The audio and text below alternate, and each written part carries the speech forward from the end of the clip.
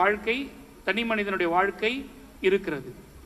ஆனால் அதை தாண்டி இந்த தேவைகளெல்லாம் தாண்டி நான் ஒரு மனிதனாக சமூகத்திற்கு என்னால் ஆற்ற வேண்டிய பங்கு என்ன என்று பார்க்கிற பொழுதுதான் சராசரி மனிதர்களிலிருந்து தலைவர்களாக அவர் பார்க்கப்படுகிறார்கள்.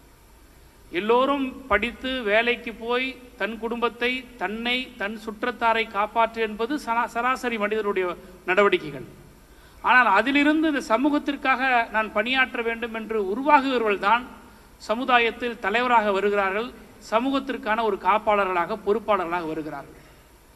அப்படி அரசியல் தலைவர்களாக ஆளுமைகளாக மேடையில் இருக்கக்கூடிய என்னை போன்ற நம்முடைய மருத்துவர் எழிலனாக அல்லது சட்டமன்ற உறுப்பினர்களாக நாடாளுமன்ற உறுப்பினர்களாக கட்சியின் தலைவர்களாக இருப்பது என்பது ஒரு வழி. ஆனால் இந்த தலைமை பண்புக்கு கொண்டு வருவதற்காக அரசை தாண்டி அரசாங்கத்தை தாண்டி அரசியல் கட்சிகளை தாண்டி தனியார் தொண்டு அமைப்புகள், இப்போ இந்த யங் பார்லிமெண்ட் இப்போ நீங்கள் நடத்துகிறீர்கள் இல்லையா, இந்த அமைப்புகளுடைய பங்கு என்பது சமூகத்திற்கு மிக முக்கியமான பங்கு. இது இன்றியமையாத பங்கு. நான் எல்லா பொதுநல தொண்டு நிறுவனங்கள் விழாக்களில் பேசுவதெல்லாம் ஒன்று, அரசால மட்டுமே எதையும் சாதித்துவிட முடியாது. தமிழ்நாட்டை பொறுத்தவரை மாணவர்களுடைய திறன் மேம்பாட்டுகளை வளர்ப்பதற்காக நான் முதல்வன் திட்டம் என்கின்ற ஒரு திட்டம் இருக்கிறது. அதே போன்று திறன் மேம்பாடு ஸ்கில் டெவலப்மெண்ட்டுக்காக அரசின் சார்பாக பள்ளி மாணவர்களுக்கு அவற்றை வழங்குகிற ஒரு திட்டம் இருக்கிறது. சமுதாயத்தில் பின்தங்கிய வகுப்பிலிருந்து வரக்கூடிய பெண் குழந்தைகள் எல்லாம் கல்வி கற்பதற்கு அவர்களுக்கு தேவையான உதவிகளை பெற்றோர்களை தாண்டி அரசின் நேசக்கரம் நீட்டப்பட வேண்டும் என்பதற்காக புதுமை பெண் திட்டம் என்கின்ற ஒரு திட்டம் இருக்கிறது. அது பெண் குழந்தைகளுக்கு இருக்கிறது என்றால் ஆண் பிள்ளைகளுக்கு என்ன செய்ய வேண்டும் என்று தமிழ் புதல்வன் என்கின்ற ஒரு திட்டத்தின் மூலமாக ஆண் பிள்ளைகளும் உயர்கல்வி பெறுவதற்கு தேவையான நிதி உதவிகளை குடும்பத்தை தாண்டி அரசு செய்கிறது. இவைகளெல்லாம் ஒரு அரசின் கடமைகளாக திட்டங்களாக இருந்து கொண்டிருக்கிறது.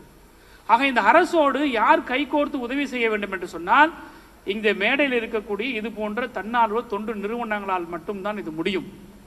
ஒரு சிவிக் ஆக்டிவிட்டிஸ்க்கு கார்பரேஷன் இருக்கிறது, மாநகராட்சியில் மேயர் இருக்கிறார், ஆளுங்கட்சியை சார்ந்து இருக்கக்கூடிய அதிகாரிகள் இருக்கிறார்கள், அதற்கான ஒரு நிர்வாக அமைப்பு இருக்கிறது. அடிப்படை பணிகளை செய்வதற்காக இருந்தாலும் கூட எக்ஸ்னோரா போன்ற ஒரு தன்னார்வ தொண்டு நிறுவனங்கள் வருவதன் மூலமாக அரசின் கரங்கள் பலப்படுகிறது. அதுபோலதான் நான் இப்ப பட்டியலிட்டு சொன்னப்பட்ட திட்டங்கள் எல்லாம் ஒரு அரசு தன்னுடைய மாணவர்களுக்கு தன் மாநிலத்தில் இருக்கக்கூடிய மாணவர்களுக்கு எந்த வகையிலெல்லாம் உதவி செய்ய முடியும் என்பதை பார்த்து பார்த்து செய்தாலும் கூட அரசோடு கைகோர்க்கக்கூடிய ஒரு முக்கியமான பங்கு வகிப்பது என்பது இது போன்ற என்ஜிஓஸ் மூலமாகத்தான் நடைபெற முடியும். அப்போதுதான் ஒரு முழுமையான ஒரு பெரிய ஒரு பங்களிப்பை அரசின் சார்பாகவும் பொதுமக்களின் சார்பாகவும் மக்களுக்கு நம்ம வழங்க முடியும். சரி, இதனால் நமக்கு என்ன பயன் அப்படின்னு பார்க்கும்போது இந்த 2 நாட்களாக உங்களுடைய பயிற்சி வகுப்புகளிலே உங்களுக்கு கொடுக்கப்பட்ட அந்த யூத் பாலிசியிலிருந்து நீங்கள் அதிலிருந்து உள்வாங்கியவற்றை நீங்கள் புரிந்ததை அதைவிட மிக அதிகமாக என்ன செய்யலாம் என்ற ஒரு பெட்டர்மெண்ட், ஒரு தாட்ஸ், ஒரு ஒரு ஒரு ஒரு ஒரு கருத்துருக்களை, ஒரு ஐடியாஸ் எல்லாம் நீங்க கொடுத்திருக்கிறதாக சொல்லியிருக்கிறார்கள். இந்த ஐடியாக்கள் எல்லாம் நாளைக்கு சொல்ல முடியாது. இதுவே ஒரு அரசாங்கத்தினுடைய ஒரு திட்டமாக, ஒரு செயல் வடிவமாக, ஒரு பாலிசி டெசிஷன் எடுக்கக்கூடிய ஒரு வகையில் இருக்கக்கூடியதுதான். அரசாங்கம் கொண்டு வரக்கூடிய திட்டங்கள் எங்கிருந்து வருகிறது? கீழிருந்து தான் வருகிறது, வானத்திலிருந்து எங்க வருவதில்லை. இன்னைக்கு நான் எங்க நான் பாதிக்கப்படுகிறேன் என்று ஒருவன் சொல்லுகிற பொழுது அந்த பாதிப்பை சரி செய்வதற்கான வழி என்ன என்று யோசிப்பதில் தான் திட்டங்கள் உருவாகிறது. அப்படிதான் யூத் பாலிசியில் கொடுக்கப்பட்டிருக்கக்கூடிய அந்த ஷரத்துக்களை எல்லாம் நீங்கள் படித்திருப்பீர்கள். அவற்றையெல்லாம் நீங்கள் புரிந்து கொண்டு அவரவர் புரிந்த மொழியில், புரிந்த நடையில், புரிந்த வகையில் நீங்கள் எல்லாம் ஒரு பேப்பராக ஒரு ஒரு ஒரு தீசிஸாக நீங்கள் சப்மிட் பண்ணியிருக்கிறீங்க, எல்லாமே சொல்லியிருக்கிறாங்க. இது எல்லாம் எதிர்காலத்தில் ஒரு பாலிசி மேக்கிங்காக இருப்பதற்கு இது உதவியாக இருக்கும். ஆனால் நான் உங்களுக்கெல்லாம் சொல்லிக்கொள்வது, உங்கள் மூலமாக நான் சொல்லிக்கொள்வதெல்லாம் இளைஞர்கள், மாணவர்கள் அல்லது கல்லூரிக்கு செல்லக்கூடியவர்கள், இளம் தலைமுறைகளுக்கு நேரடியாக அரசியலுக்கு வர வேண்டிய தருணம் அதல்ல. பள்ளி படிப்பு படிக்கக்கூடியவர்களாகவோ அல்லது கல்லூரியில் படித்துக் கொண்டிருக்கக்கூடியவர்களாகவோ உங்களுக்கு டைரக்ட் இன்வால்மெண்ட் இந்த பாலிடிக்ஸ்ன்றது தேவையில்லை. ஆனால் அரசியலை நீங்கள் தெரிந்திருக்க வேண்டும், அரசியல் உங்களுக்கு புரிந்திருக்க வேண்டும். அப்போதுதான் நம் முன் ஆட்சி செய்கிற அரசு ஒழுங்கான அரசாக, முறையான அரசா? இன்றைக்கு இந்த கருத்தை சொல்லுகிற ஒரு தலைவர் உள்நோக்கத்தோடு சொல்லுகிறாரா, உண்மையிலே சமுதாயத்தினுடைய நலனுக்காக சொல்லுகிறாரா என்பதையெல்லாம் நீங்க பகுப்பாய்வு செய்ய வேண்டும் என்றால் அதற்கு அரசியலை பற்றின ஒரு புரிதல், அந்த தெளிவு என்பது உங்களுக்கு அவசியம். நம்ம வீட்டில் இருக்கிறவங்க சொல்லுவாங்க, படிக்கிற வயசுல உனக்கு எதுக்கு அரசியல்வாங்க. படிக்கிற வயசுல கட்சிக்குள்ள போய் நீங்க கொடி பிடிச்சி அரசியல்வாதி ஆகணும்னு சொல்லல. படிக்கிற வயசுல கட்சிகள் என்ன என்ன, ஆட்சிகள் என்ன என்ன, அரசியல் என்ன என்னன்றதை நாம் தெரிந்து கொண்டால்தான் இன்றைக்கு எத்தனையோ புதிய புதிய தலைமுறைகளாக இருக்கக்கூடியவர்கள், இளந்தலைவர்களாக இருக்கக்கூடியவர்கள் திடீர் என்று நான் தலைவராக இருக்கிறேன், நான் கட்சியை தொடங்குகிறேன், நான் தேர்தலில் நிற்கிறேன், நான் தான் இந்த நாட்டை காப்பாற்ற வருகிறேன் என்று புது புது தலைவர்கள் எல்லாம் உருவாகிறவர்களை நாம் அடையாளம் காண முடியும். யார் சமூகத்திற்கு உண்மையிலே பணியாற்றுகிறார்கள்? நான் இந்த இடத்தில் வெளிப்படையாக சொல்லுகிறேன், இந்த நிகழ்ச்சியின் மூலமாக நான் ஒரு கருத்தை கூட பகிரங்கமாக சொல்லுகிறேன். யார் வேண்டுமானாலும் ஒரு கட்சியினுடைய தலைவராக வரலாம், யார் வேண்டுமானாலும் அரசியல் தேர்தலில் நிற்கலாம். ஆனால் நீங்கள் கட்சி தொடங்கிய அடுத்த தேர்தலில் நிற்பது என்பது சுயநலம்.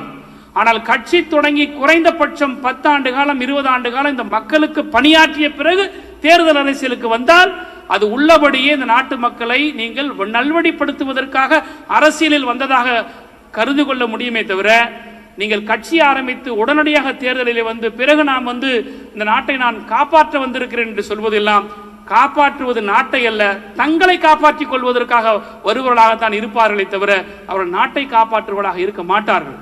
நான் சொல்லுகிற கருத்து இந்த லைட்டர் வேலை நீங்கள் எடுத்துக்கொள்ளலாம். ஆனால் இதில் ஒரு உண்மை இருக்கிறது.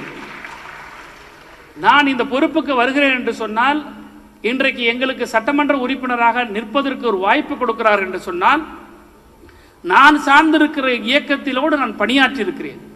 20 ஆண்டு காலம் 25 ஆண்டு காலம் நான் இந்த இயக்கத்தில் பணியாற்றியது மட்டுமல்ல, இந்த இயக்கம் சமூகம் சார்ந்த திட்டங்களை கொண்டு வரும்போது மக்களுக்காக நடத்துகிற போராட்டங்களில் மக்களோடு நிற்கிற பொழுது மக்களுடைய பிரச்சனை எங்களால் உணர முடிகிறது. பிறகு எங்களுக்கு கிடைக்கிற வாய்ப்பின் மூலமாக நான் சட்டமன்ற உறுப்பினராக, நாடாளுமன்ற உறுப்பினராக வருகிற பொழுது எங்களை அறியாமலே மக்களுடைய குரல் தான் எங்கள் காதிலே ஒலிக்குமே தவிர எங்களுடைய சுயநல கருத்துக்களோ எண்ணங்களோ அவை எதையும் எந்த இடத்திலும் திணிக்கப்பட மாட்டேன். நான் இறுதியாக ஒன்றே ஒன்று நான் சொல்லிக்கொள்ள விரும்புகிறேன். நீங்கள் படிக்கின்ற காலத்தில் புத்தக படிப்பு மட்டுமே போதாது என்பதை நான் உங்கள் இடத்தில் ஏற்கனவே சொல்லியிருக்கிறேன். அதை தாண்டி சமூகம் சார்ந்த சிந்தனைகளை வளர்த்து கொள்ள வேண்டும் என்றால் தயவு செய்து இப்போது இருக்கக்கூடிய தலைமுறைகளுக்கு நீங்கள் டிஜிட்டலாக கூட படிங்க. ஆனால் அதே சமயத்தில் நம்மளுடைய அகாடமிக் கரிக்குலம் இந்த புத்தகங்களை தாண்டி பொதுவான புத்தகங்களை நாம் வாசிக்கின்ற பழக்கத்தை நாம் கொண்டு வர வேண்டும். நான் இதை அன்போடு கேட்டுக்கொள்கிறேன். இந்த கொரோனா மிகப்பெரிய பாடத்தை நமக்கெல்லாம் கற்றுக் கொடுத்தது. என்னுடைய பையன் இன்னைக்கு +2 படிக்கிறான், இன்னொருத்தவன் இன்னைக்கு 9th படிக்கிறான். ஆனால் கொரோனா வரும்போது அவன்லாம் இன்னும் கொஞ்சம் சின்ன கிளாஸ். அப்போது எல்லாருக்குமே எங்களுக்கு வழியே தெரியாத போது என்ன வழினா, ஆளுக்கு ஒரு புக்கு வச்சுட்டு ஒரு இடத்துல உட்காந்து படிச்சுக்கிட்டு இருந்தோம். அதன் மூலமாக நிறைய செய்திகளை நான் பெற முடிந்தது. நான் இன்னொன்று கூட ஒன்று சொல்லுகிறேன், என்னுடைய பர்சனல் லைஃப்பை நான் சொல்லுகிறேன். 2016 எனக்கு எம்எல்ஏ சீட்டு கொடுத்தாங்க. ஆனால் எம்எல்ஏ சீட்டு கொடுத்த பிறகு நான் 10,000 ஓட்டு வித்தியாசத்தில் தோத்துட்டேன். தோத்த பிறகு என்னுடைய அரசியல் வாழ்க்கை என்ன, எதிர்காலம் என்னன்றது நான் ரொம்ப ரொம்ப யோசிச்சு நான் பயந்து போயிருந்தேன். அடிப்படையில் நான் ஒரு வழக்கறிஞர். என்னுடைய வழக்கறிஞர் தொழிலை நான் விட்டு நான் அரசியலில் தேர்தலில் நின்றிருக்கிறேன்.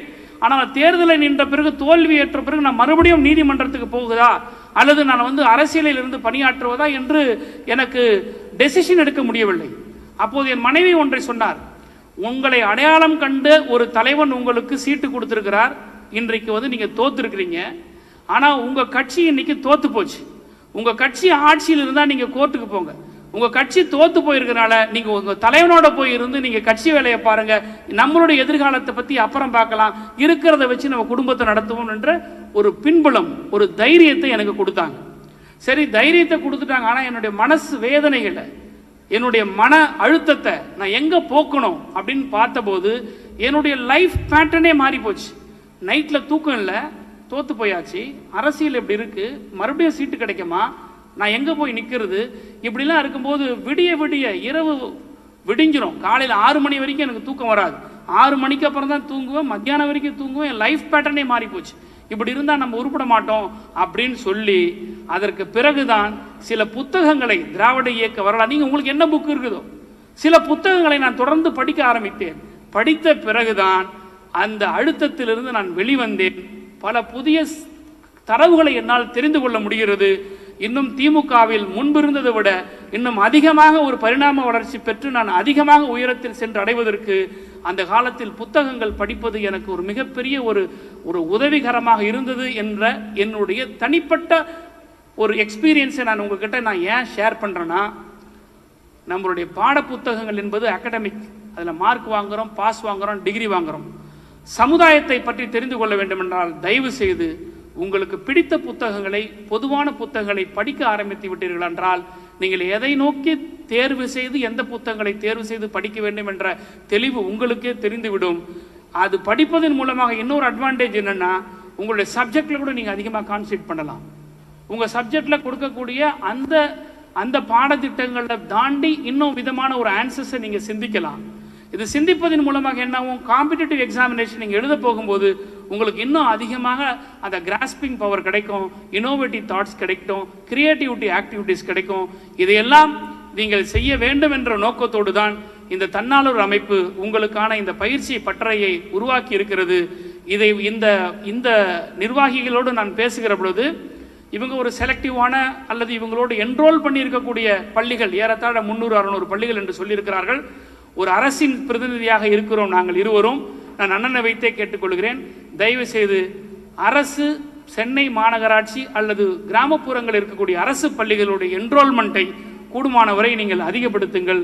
அதற்கான தேவைகளை, உதவிகளை செய்வதற்கு நாங்கள் தயாராக இருக்கிறோம் என்று சொல்லி வாய்ப்புக்கு நன்றி பாராட்டி விடைபெறுகிறேன். நன்றி, வணக்கம்.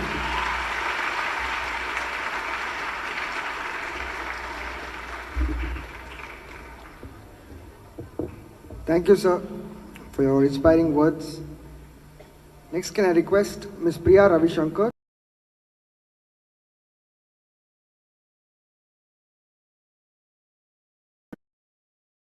of Tamil Nadu.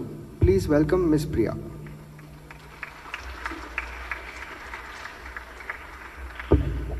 Vanakkam and good evening everyone.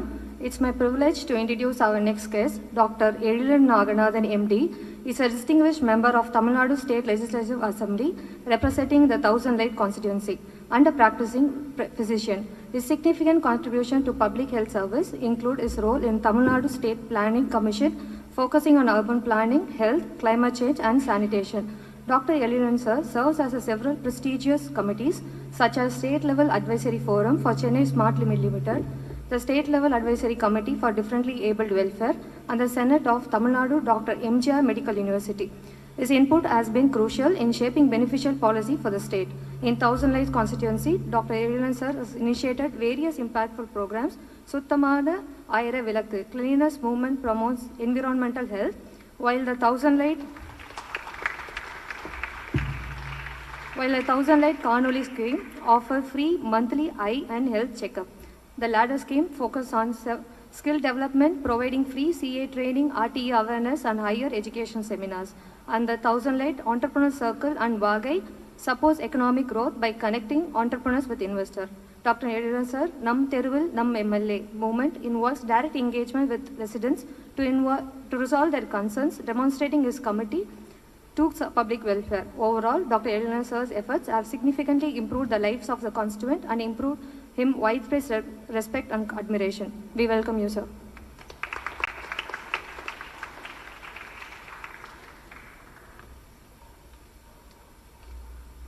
Good evening, students.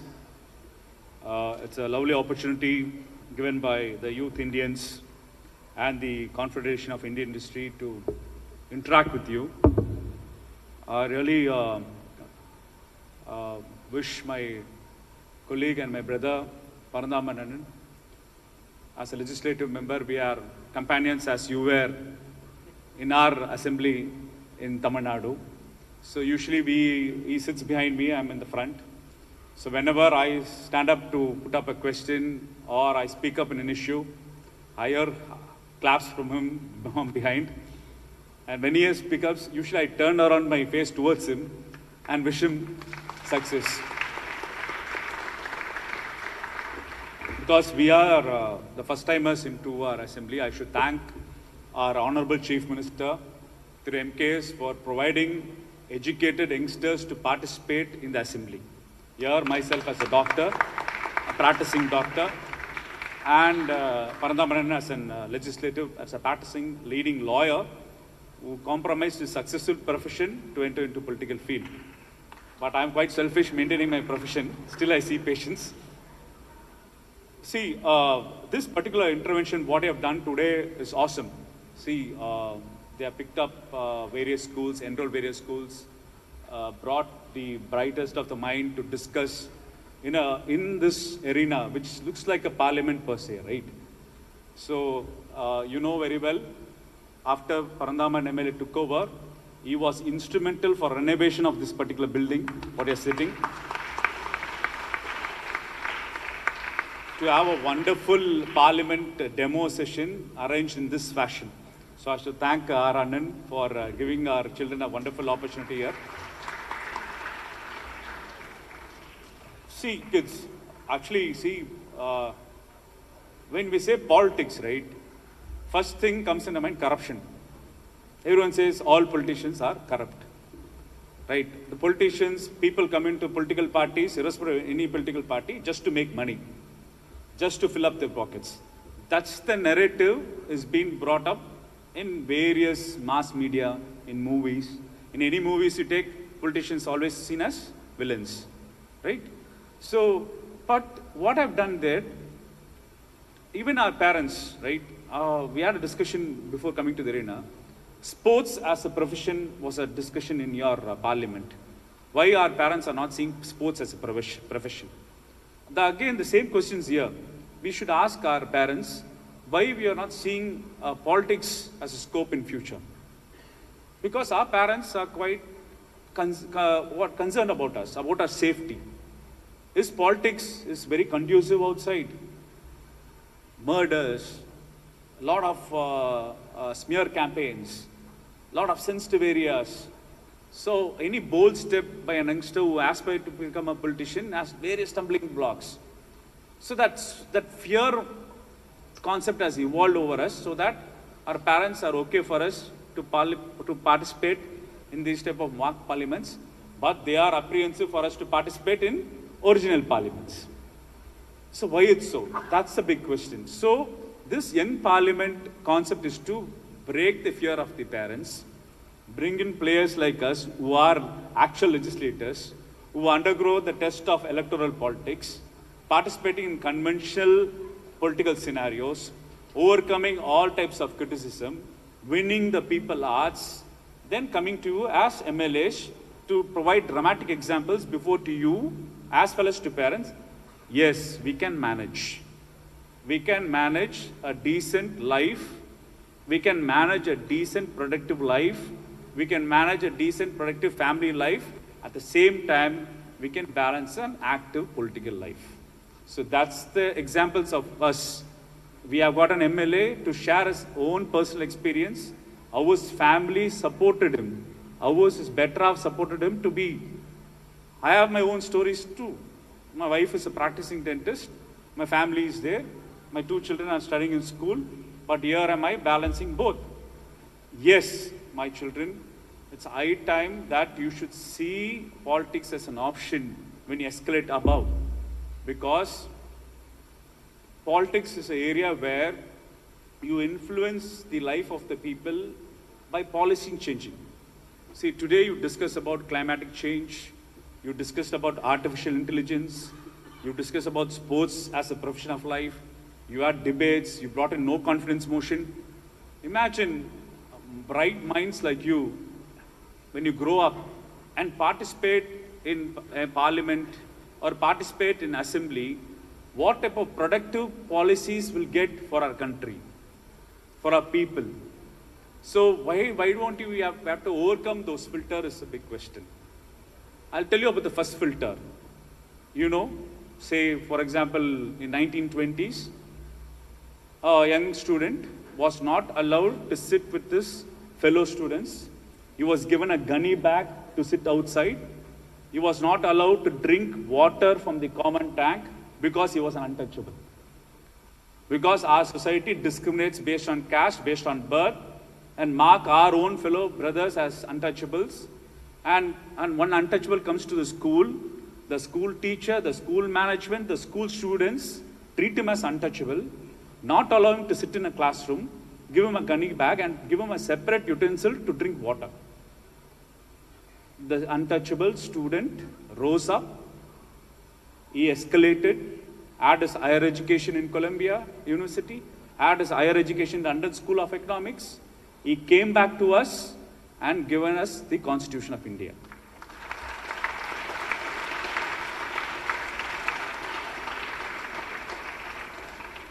The basic structure of this parliament today, of the discussion today about the ruling party and the opposition party, no confidence motion, then committees, it is a brainchild, it's a brain work of one particular man, Dr. Ambedkar, who gave us the Constitution for India.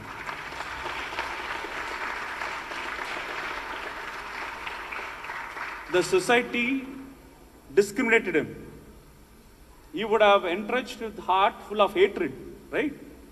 But what he gave back, he didn't give hatred. He gave compassion, he gave back empathy, he gave us the Constitution for us to rule. And because of that Constitution, we as a country are surviving this 70 years of experiment. Imagine without that Constitution, where would have been? When Dr. Ambedkar was framing up the Constitution, people asked about what's the basis on structure this Constitution will perform. He brought in the principles of equality, liberty, and fraternity, or universal brotherhood. People question, you are imbibing this idea from the West. After the French liberation, these principles were found. Why are importing the ideas from the West? But Ambedkar replied, guys, no, I am not from the West. I have taken this foundation from the East. I have taken the foundations of equality, liberty, and fraternity from Buddhism, from Lord Buddha, who is from this particular country, and from that principles, I framed up this Constitution.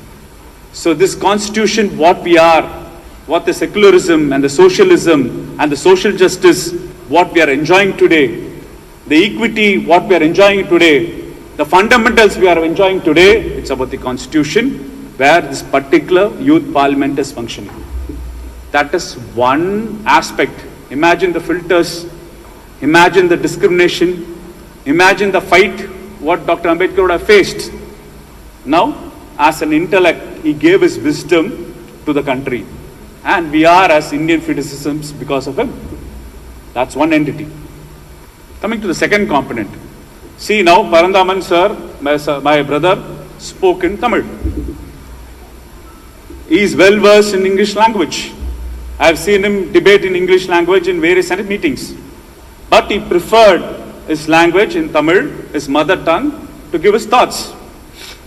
Here am I, Parandaman sir knew very well that I can converse very well in Tamil. Since he spoke in Tamil, I took a concept of English. So welcome to Tamil Nadu. This is a land of two language policy, Tamil and English.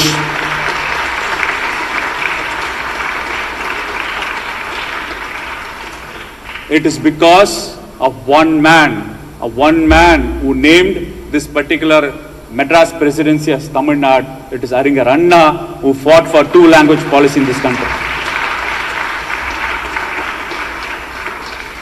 Fiery legislator, was a founder member of DMK, a unique party, foundations on state rights, federalism, state autonomy, social justice, and linguistic protection. So, we started this fight. This fight is not about language chauvinism. It's to fight to preserve our culture. It's a fight to understand the policymakers sitting at the parliament to say that we are a pluralistic country. Each and every state has its own culture, identity and language, and my particular state fought for it and showing way to other linguistic stakes which make up the country. That's what Nehru said, unity in diversity. That was Ambedkar respected the linguistic commission. Don't come and impose any particular language which is alien to us. I have got my mother tongue, Tamil to speak to my mother, to protect my culture, and I have my wonderful language English to speak to the external world to take care of my development. So here we are riding on the two-language policy because of a legislation passed in Tamil Nadu in the year 1967, where we framed up and showed the way to the entire India the pathway of development. So we remember Anna. So huge protest was going on during the period of anti-Hindi struggle. It's not against Hindi language, it is against Hindi imposition, to be more specific. It's about Hindi imposition, not against Hindi language. All the DMK cadres were arrested. They were put into jail for months together. Our DMK senior patriarch after Anna was Dr. Kalankar. Kalankar, Anna, Nedunjeliyan, Madhiyazhagan, in 3 to 4 months of their life in the jail, they developed something called mock parliament, mock administration within the jail. They were put under 4 months and 5 months into the jail. So what they do? They developed a ministry who's a chief minister within the jail. It was somewhere 15 or 20 years, young chaps sitting together, organizing. One was responsible for the food, he was food committee. One was responsible for education, to educate his party cadres about various worldwide history. One was education minister in the jail. And one was a sports minister who was involving in the sports activity for his jail mates. And one was always a coordinating minister for all the ministryship. So they ran a mock cabinet as jail mates within the jail during the anti-Hindi imposition struggle. They won and they captured power in 67 to form the original cabinet.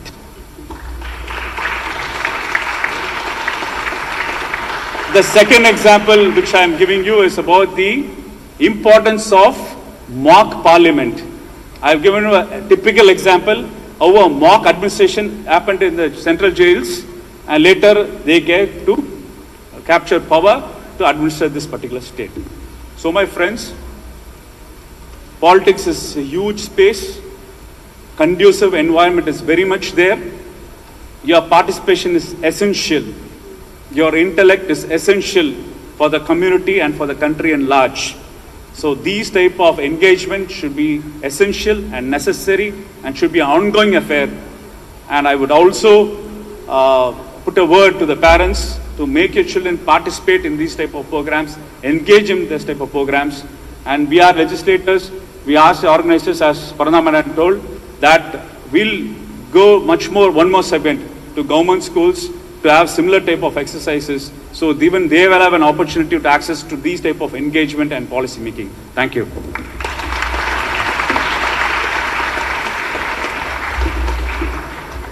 Thank you very much, sir, for your inspiring words. I'm sure we have very many more future leaders from here. Can I take this opportunity to invite Mr. Seshu Karthik, the chair of Talir Young Indian Chennai chapter, to join us on stage, and also recognize Prasanna, who is the SRTN chair for Talir. And thank you so much for being here today. Thank you. We'd like to show our gratitude towards our dear guests with a small memento and a special gift from our friends from Vidyasagar. We have put together a curation of handmade products, all made by people with disabilities. First, can I request Prasanna to please hand over to felicitate our guest, Thiru Parandaman sir.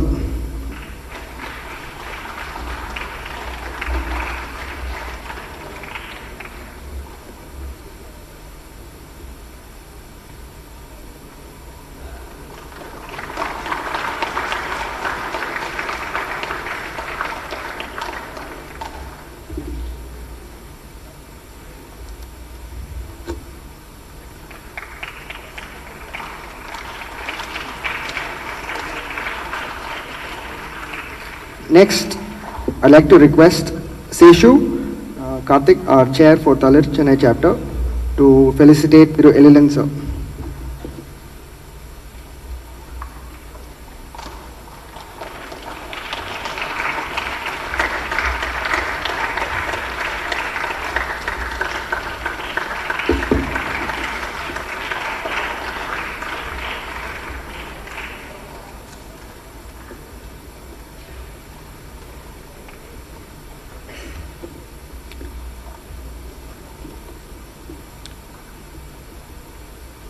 The entire 2 days has been quite an experience for all of us.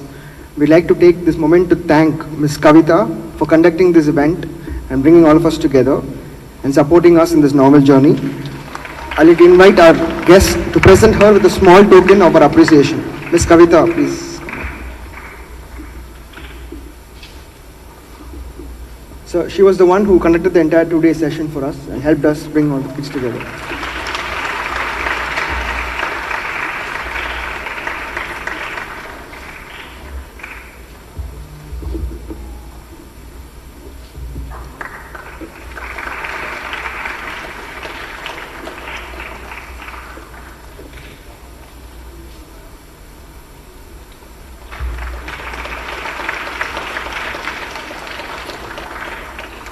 Thank you very much, sir.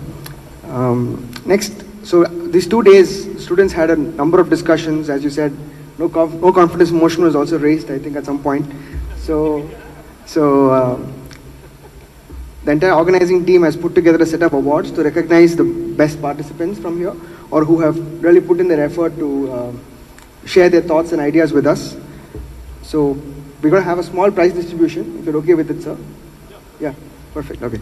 So we'll now have the distribution of awards to our future leaders. We request our guests, Thiru Elilan sir and Parandaman sir, to present the awards to the future leaders of our country. So the first award is the Best Parliamentarian Award, and this goes to Prashansha Mishra.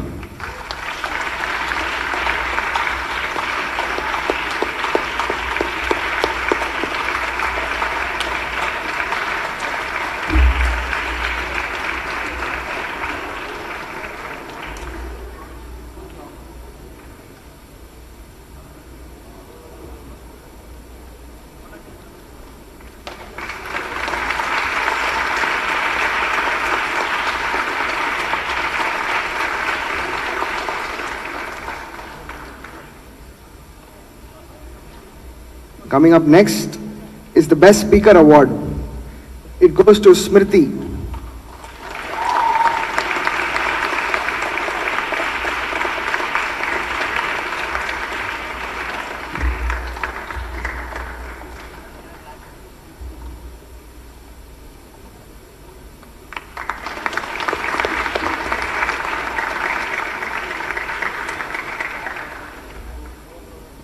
The next award is the Best Research Presentation Award, and that goes to Alan.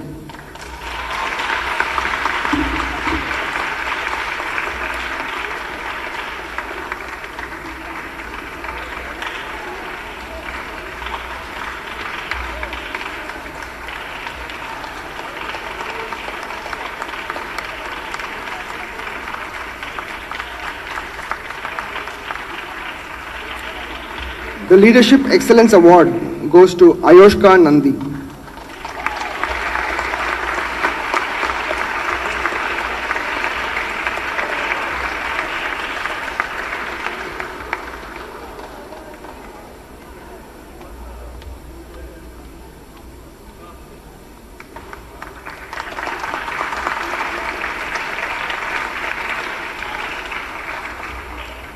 The Best Debater Award goes to Pavin.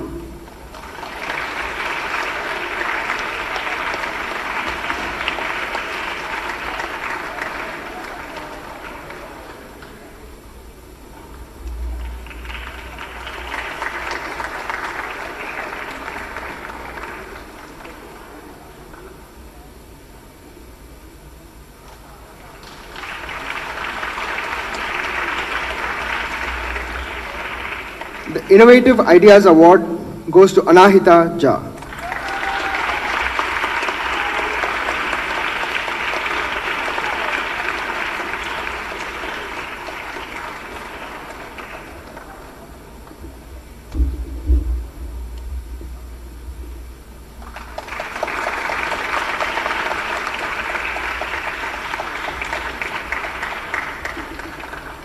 The Community Impact Award goes to Dhanyashri.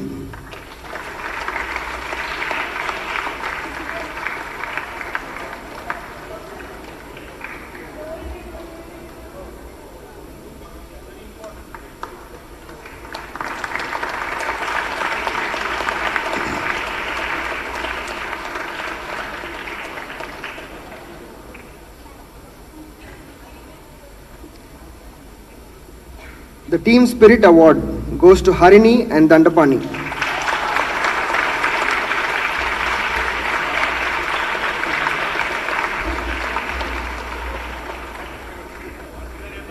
That's Harini Dandapani. She's just one person.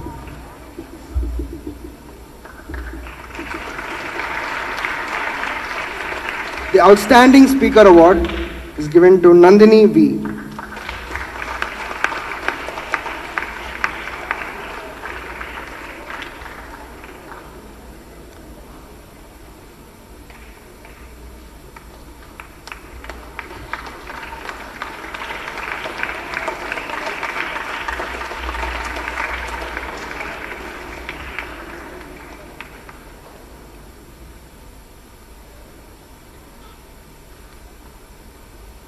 Most Persuasive Policy Advocate Award goes to Lexin.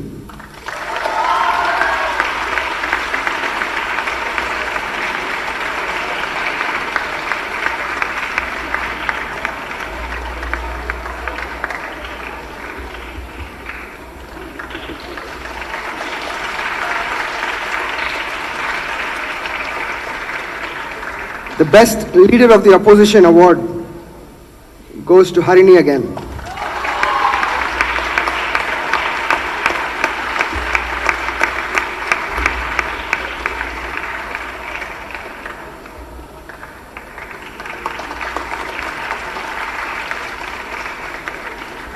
The Best Leader of the House Award goes to Sabhyata.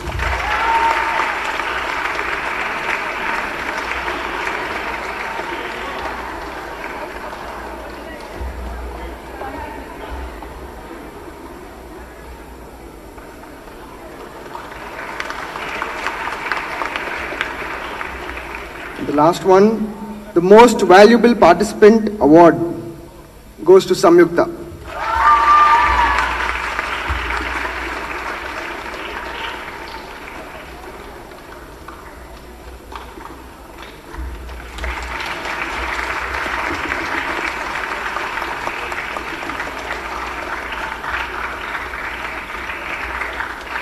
Thank you very much, sir. Please be seated. To conclude our award ceremony, we will have the vote of thanks by Mr. Varan Mittal. Varan Mittal, co-chair of Young Indians Chennai chapter.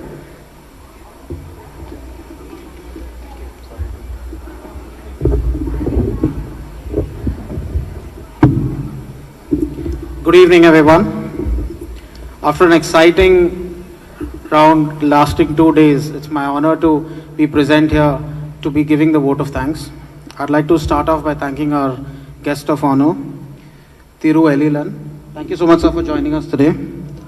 Thiru Paratnaman, thank you so much, sir, for joining us and speaking to the young minds. The other dignitaries who are with us here, Mr. Darshan Muta, the National Talit Chair, thank you so much. Mr. Azim Abhyankar, the National Talir Co-Chair. Mr. Prasanna, who's the Regional Mentor for Talir. Kavita ji, thank you so much for all your help. Sadaf, thank you so much. The other National Management Team members of Young Indians, the Governing Council members, and all the past chairs of YI Chennai. Now coming to the team that did all the ground activity, the Talir Chair Seshu Karthik, thank you. The Talir Co-Chair from Chennai, Prashant. The board members of the Talir team, Priya Ravishankar and Santosh Yelachur, thank you so much for all your help. Mishika, she's not here today, but she was the MC yesterday. And the rest of the Talir team from the Young Indians Chennai chapter. The other members of the Chennai chapter who were present here today. The CII Secretariat for all the help. The Yuva volunteers who've been with us throughout the last 2 days, as well as all the other support staff. So thank you so much for all your help.